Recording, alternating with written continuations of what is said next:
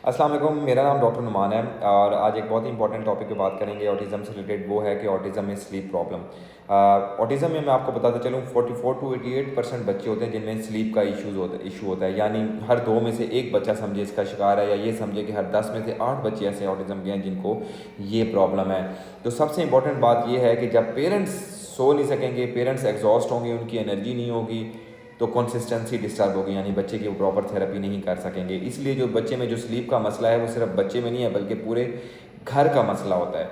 तो ऑटिज़म में स्लीप का प्रॉब्लम होता क्यों है? मल्टीपल फैक्टर्स हैं, वो मैं आपको बताता चलूँ। उसमें सबसे इंपॉर्टेंट फैक्टर है वो है मेलाटोनिन डिसरेगुलेशन। एक मेलाटोनिन एक हार्मोन है, वो ब्रेन रिलीज़ करता है स्लीप के लिए। वो ऑटिज़म के बच्चों में उसकी प्रॉपरली सिक्रीट नहीं होता, जिसकी वजह से स्लीप के प्रॉब्लम्स आते हैं। दूसरे नंबर पे सेंसरी इश्यूज़। इसका सब हर एक को पता है कि थोड़ी सी आवाज़ होगी या लाइट होगी या उसके अलावा फ़ैन की वाइब्रेशन भी इवन या फ़ैन मूव करने की आवाज़ है, उससे इनकी स्लीप डिस्टर्ब होती है, ये सो नहीं पाते। एक और हिडन फैक्टर है वो है एनजाइटी और रिजिडिटी। ये रूटीन चेंज हो जाए, ये बच्चे जो हैं बहुत परेशान होते हैं। इन बच्चों को एनजाइटी होता है, इनके स्लीप प्रॉब्लम बहुत ज़्यादा हो जाते हैं। और आखिरी एक इंपॉर्टेंट फैक्टर है वो है स्क्रीन एक्सपोजर। पाकिस्तान में खास तौर पर स्क्रीन एक्सपोजर बहुत इंपॉर्टेंट है, क्योंकि पाकिस्तान में ये सोचा जाता है कि बच्चे को मोबाइल देंगे तो मोबाइल देखता देखता सो जाएगा, तो एक्चुअल में ऐसा नहीं होता। अब स्लीप प्रॉब्लम वालिदैन रिपोर्ट क्या करते हैं, या ऑटिज़म के बच्चे में स्लीप प्रॉब्लम कौन कौन से हो सकते हैं? एक तो सबसे इंपॉर्टेंट जो सबसे ज़्यादा मैं सुनता हूँ वो है लेट स्लीप ऑनसेट, यानी 2 घंटे 3 घंटे लेटा रहेगा, नींद नहीं आएगी, फिर कहीं रात 1-2 बजे जाके इसको नींद आएगी। फिर रात को बार बार उठता है बच्चा, फ्रीक्वेंट नाइट अवेकनिंग जिसे कहते हैं। या फिर सुबह जल्दी उठ जाता है बच्चा, लेट सोया जल्दी उठ जाता है, फिर जितना जल्दी सुनाएं तब भी जल्दी उठेगा, लेट सुनाएं तब भी जल्दी उठेगा। उसके अलावा को स्लीपिंग डिपेंडेंसी है, यानी किसी मखसूस फ़र्द के साथ घर के साथ सोएगा, उसके अलावा उसको नींद नहीं आएगी। या दिन में बार बार बच्चा थोड़ी थोड़ी देर के लिए सोता है, जिसकी वजह से उसकी दिन की नींद ज़्यादा हो जाती है और रात की नींद उसकी अफेक्ट होती है।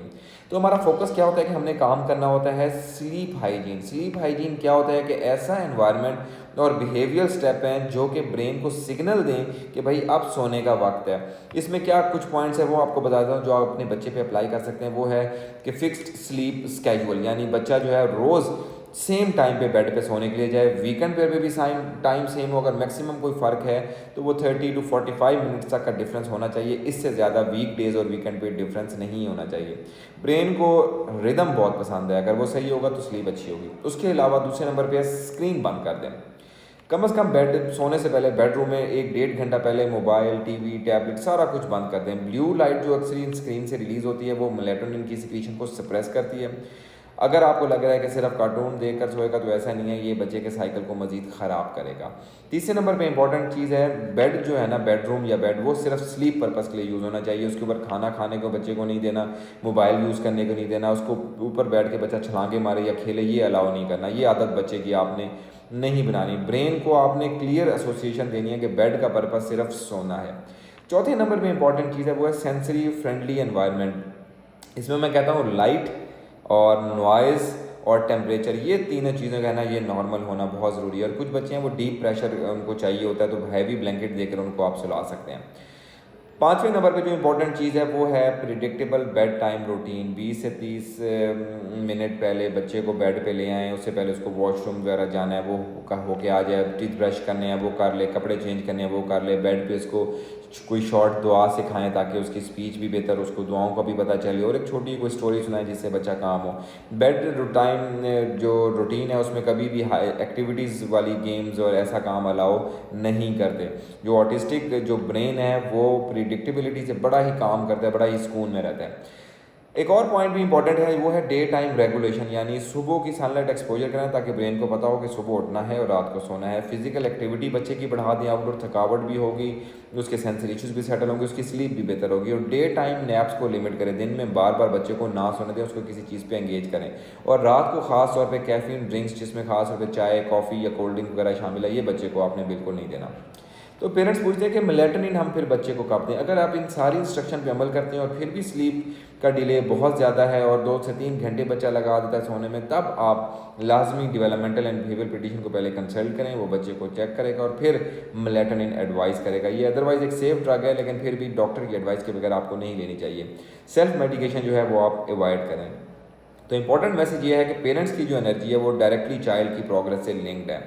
ऑटिज़म मैनेजमेंट है वो मैराथन है, कोई ये स्प्रिंट रेस नहीं है कि 100 मीटर की रेस है फ़ौरन से की और हाल निकल आया।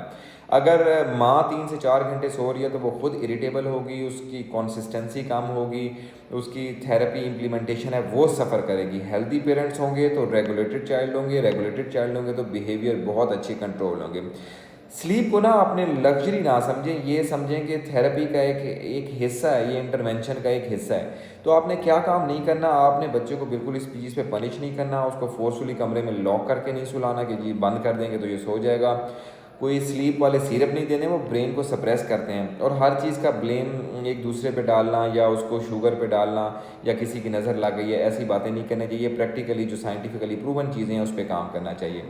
ऑटिज़म में याद रखिए कि स्लीप प्रॉब्लम कॉमन है लेकिन ये एबनॉर्मल नहीं होता।